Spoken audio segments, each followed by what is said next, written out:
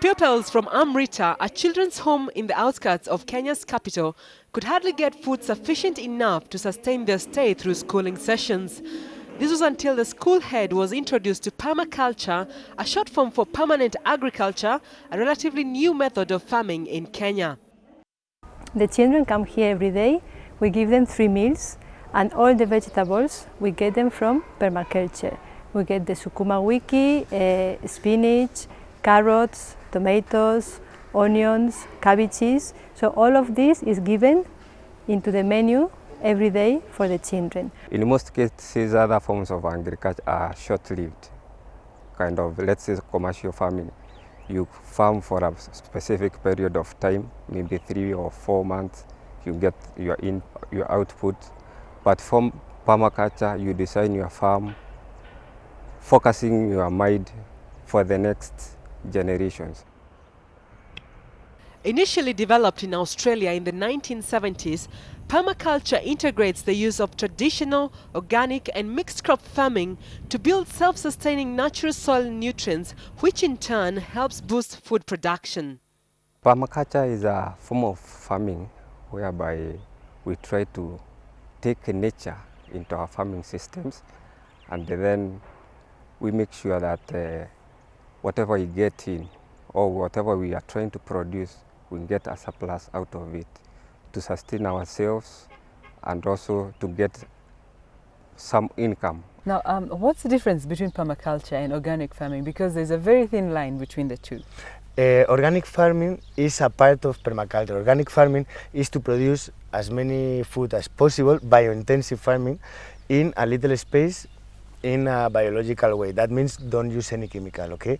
Permaculture goes one step further, you know. It includes the farming to your life, to the planning of your house, to the planning of your life, okay?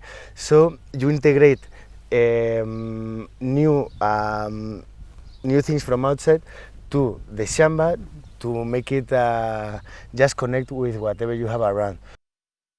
With Kenya's growing population at 2.63% rate according to the World Bank, against the backdrop of over-reliance on rain-fed agriculture which is unsustainable, this creates the need to seek alternative farming methods such as permaculture to help cap the food supply deficits in the country all year round. But how does it work?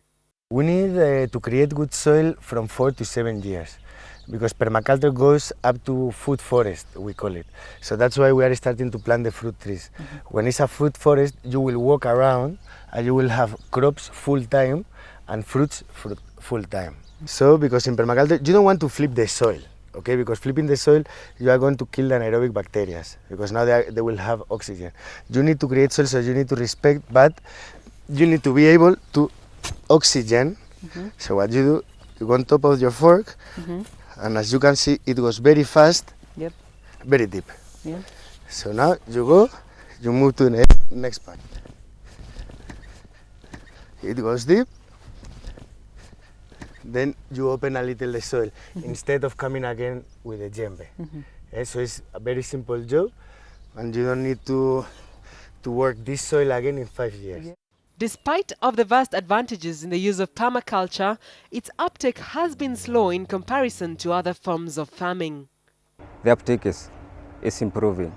People are taking it as it's kind of the farming they neglected several years ago, and it's also trying to cater for their future generation.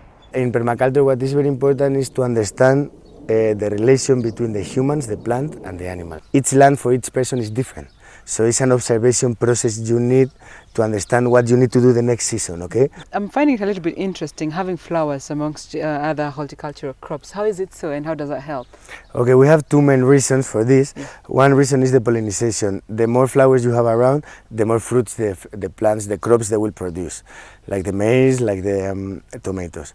Another reason is because it attracts faster the pests. So when you have the pest here, you can take action with ashes, maybe with water, before they jump to your crops.